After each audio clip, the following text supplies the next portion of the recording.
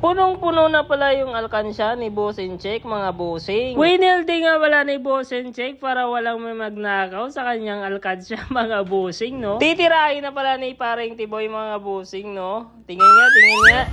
Pogi.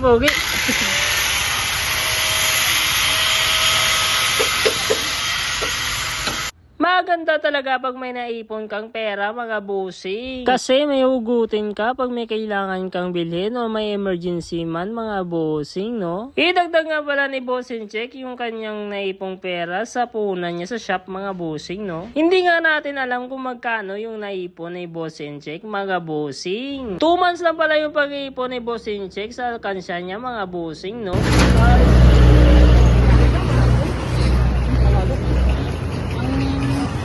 Paldo.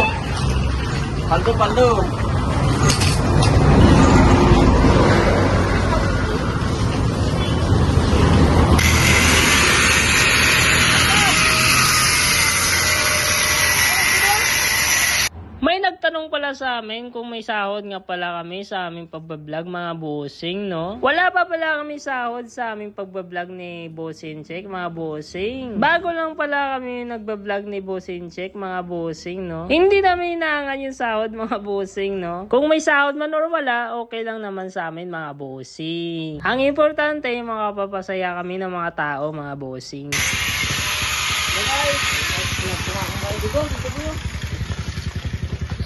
Ari na.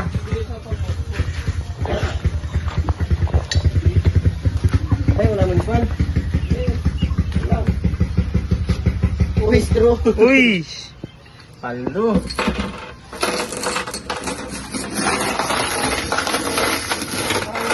Okay na? Guys.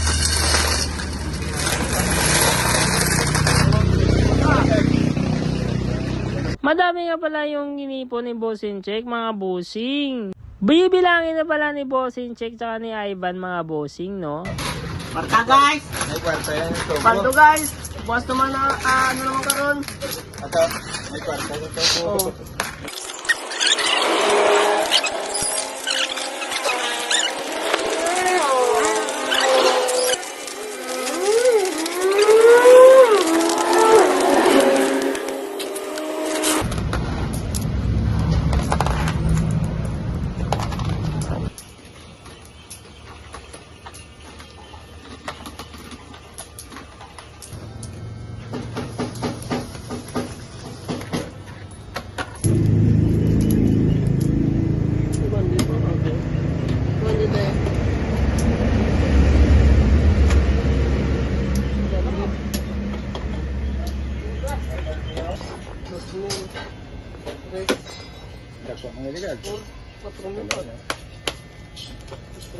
Puno. 4,200 pala yung naipon ni Boss Incheck, mga bossing. Kaya paldo.